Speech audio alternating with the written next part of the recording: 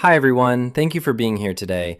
I'm genuinely glad you made the time to sit with this topic because today we're diving into something that touches millions of people silently. The way trauma shapes your relationship with uncertainty. And if you've ever felt like unpredictability hits you harder than it hits everyone else, or if you've ever wondered why a small shift in plans can send shockwaves through your body, you're definitely not alone. Today, we're going to unravel why that happens, what it means, and how it connects to the long-term patterns of complex trauma you may have carried for years. So take a breath, settle in, and let's explore this together, gently, clearly, and with a lot of compassion. Most people assume that trauma is defined by a single event, a terrible moment you can point to on a calendar. But for so many survivors, trauma is something far more complicated. It weaves itself into the fabric of everyday life, sometimes beginning in childhood, sometimes emerging in adulthood, and often lingering for decades. And when trauma is complex, ongoing, repetitive, and tied to relationships, it doesn't just change the way you feel in moments of danger, it changes the way your nervous system interprets the entire world. It reshapes your expectations, your instincts, your reactions, and even the silent conversations happening within your own body. That's why uncertainty becomes such a powerful trigger. For people who grew up in homes where chaos was normal, where safety depended on constantly monitoring moods, or where the next emotional explosion could come without warning, the body learns early that unpredictability equals danger. Your mind might grow and mature, but your nervous system continues to operate with the blueprint it developed in childhood. When the world shifts unexpectedly, plans change, someone cancels last minute, a tone of voice sounds slightly different, your body doesn't respond like the average person's. It responds like someone who survived instability. And it's not because you're dramatic or too sensitive. It's because your brain was wired to survive environments where uncertainty meant threat. Many survivors spend years carrying shame about this. They're told they overreact. They're told to relax. They're told that the past is over and they should just move on. But the truth is that the body doesn't operate on logic. The body operates on memory, sensory, emotional, instinctive memory. And when you've lived through unpredictable or unsafe environments, your body becomes highly skilled at anticipating danger. You learn to scan for anger before it was expressed. You learn to read micro-expressions. You learn to detect shifts in tone that other people completely miss. You learn to survive by staying alert. And that survival mode doesn't just disappear because time has passed. So when you're living your adult life, doing your best to build stability, a sudden change or unexpected event can trigger that old automatic alarm system. It can make your chest tighten, your thoughts race, or your mind go blank. It can make you feel like you're failing, even when nothing bad has happened. And you might not even understand why. You just know something inside you feels unsafe. One of the most painful parts of this is that many survivors don't realize what's happening. They think they're the problem. They think they're broken. They internalize the idea that struggling with uncertainty is a sign of weakness. But in reality, what they're experiencing is a completely natural and predictable response to long-term relational trauma. When you've been conditioned to believe that your safety depends on controlling your surroundings or on perfectly predicting other people's reactions, uncertainty feels like a threat to your survival. The world becomes a place you have to manage, not a place you can relax into. What makes this even harder is that society often misunderstands trauma, especially complex trauma. People tend to recognize PTSD when it's connected to something dramatic or clearly traumatic. War, assault, a major accident. But complex trauma hides in plain sight. It happens in childhood bedrooms, in kitchens, in everyday family interactions. It happens slowly, repeatedly, subtly. And because it often lacks a single event to point to, survivors question their own reality. They wonder, was it really that bad? Or, why am I still struggling when nothing extreme happened? This self-doubt becomes another layer of the trauma itself. When uncertainty enters the picture, it activates not just the nervous system, but also the old emotional wounds that were never validated. Suddenly, you're not just dealing with the present day situation, you're carrying the entire emotional backlog from years of instability.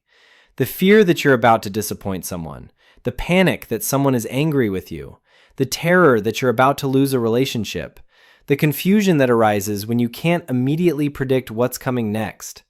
These internal reactions are echoes of moments where unpredictability once meant emotional pain. What makes complex trauma so challenging is that it teaches you to predict danger even where no danger exists.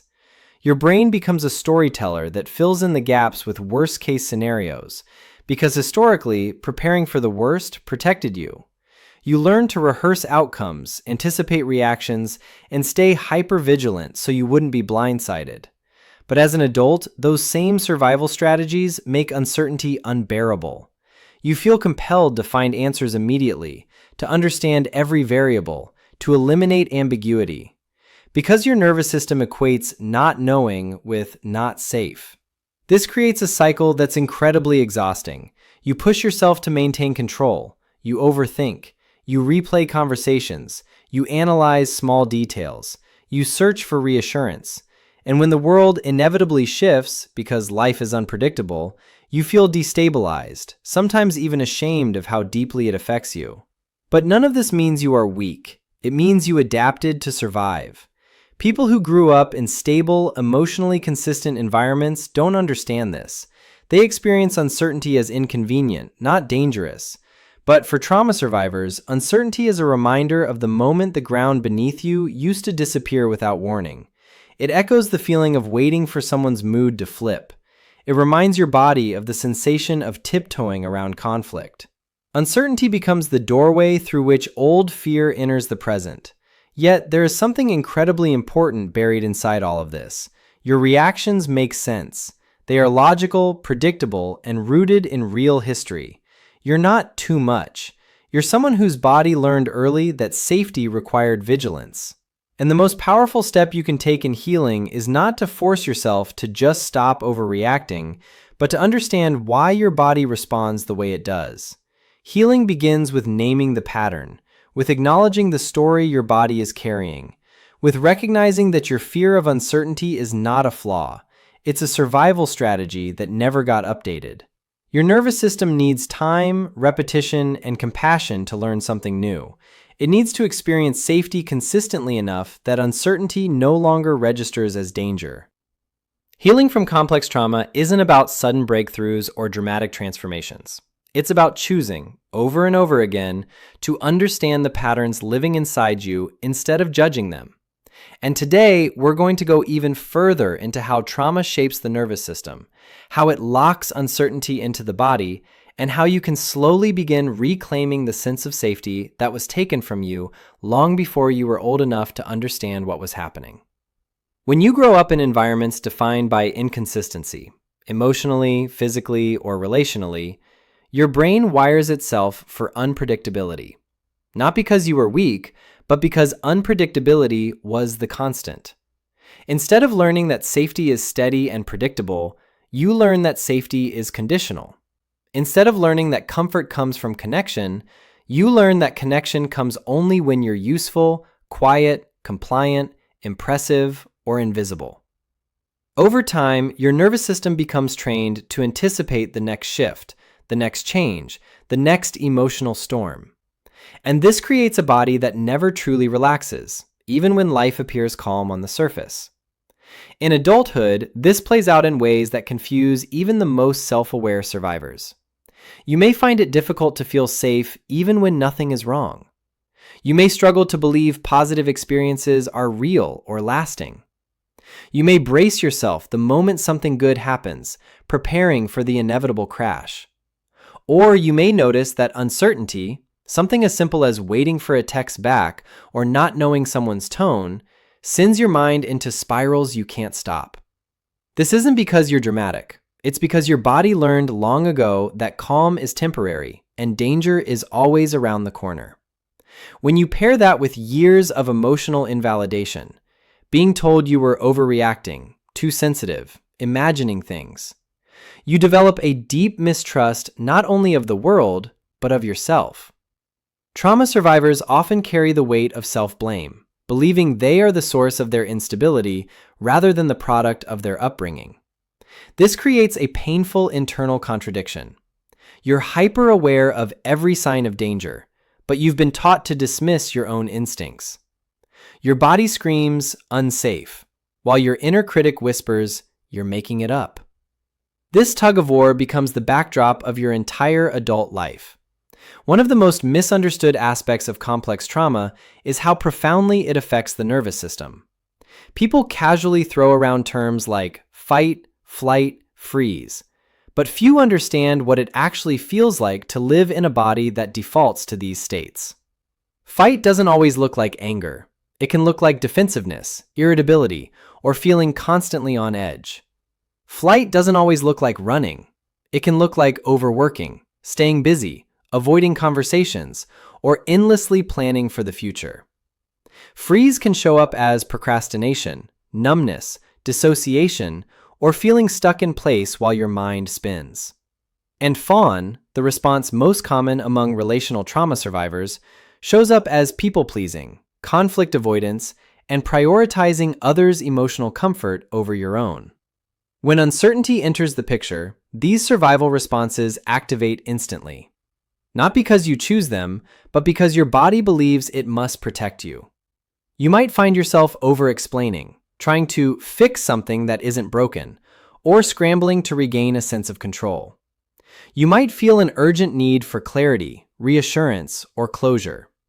And if you can't get those things, your inner alarm system stays stuck in the on position. Suddenly, a small moment becomes a landslide of fear, self-doubt, and imagined consequences. But here's the part that may feel both relieving and overwhelming. Your responses make complete sense. They're not random, irrational, or exaggerated. They're patterned, predictable, rooted in your history. And most importantly, they're changeable. Healing doesn't mean erasing the past or pretending you were never hurt. Healing means teaching your nervous system something it never had the chance to learn. That safety can exist without vigilance. That uncertainty does not always equal danger. That unpredictability is sometimes just life, not a warning sign. And this rewiring process begins with awareness, the ability to notice the survival patterns without collapsing into them. One of the first steps in this process is learning to differentiate between old fear and current reality. Old fear is the reaction you feel in your body when something reminds your nervous system of a past threat. Current reality is the truth of the moment you're actually in. But trauma blurs the line between the two. Your body reacts to a present-day situation with the intensity of a past experience. Recognizing this difference is like slowly teaching yourself a new language, the language of safety. Another key part of healing is building tolerance for small amounts of uncertainty. Not forcing yourself into panic-inducing situations, but gently practicing not having all the answers. Allowing a text to go unanswered a little longer. Letting someone else lead a plan. Pausing before seeking reassurance. Giving your body the chance to feel the discomfort without assuming it means something catastrophic. Over time, these micro moments begin to expand your capacity. Your nervous system learns that it can survive ambiguity without spiraling. Creating stability in your environment also helps. Trauma survivors often feel guilty for needing routine, structure, or predictability, but these aren't weaknesses, they're repair tools. A consistent sleep schedule, predictable daily habits, calming rituals, and safe relationships give your nervous system the repetition it needs to unlearn fear. Consistency becomes the antidote to chaos. Stability becomes the medicine your body never received growing up. And then there's the emotional work, the part of healing that requires self-compassion, patience, and the willingness to face internal truths. Survivors often carry shame for things that were never their fault. They carry responsibility that never belonged to them. They carry stories about themselves shaped by the people who hurt them. Healing means gently confronting these narratives and slowly rewriting them, not with toxic positivity, but with grounded truth. You were not responsible for the instability you survived. You are not defined by the fear living in your nervous system. You are not broken. You are adaptive, intelligent, resilient, still here, still healing.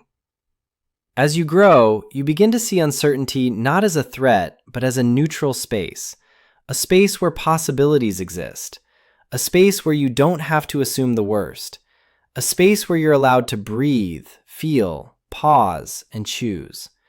And over time, this shift becomes more than just coping. It becomes transformation. The world stops feeling like a battlefield and starts becoming a place where you can build, explore, connect, and trust again, even if slowly. If this journey resonates with you, I want you to remember one thing as we wrap up. Healing is not linear. You will have days where you feel strong and days where you fall into old patterns. That doesn't mean you're failing. It means you're human. Every step toward understanding yourself, every moment of awareness, every breath you take before reacting, every small act of compassion toward your younger self is progress. Thank you for being here with me through this exploration. If you found this helpful, consider sharing it with someone who needs it, or come back for more conversations like this. Your healing matters, your story matters, and you deserve a future built on stability, hope, and self-trust. Keep going. You're not alone in this journey.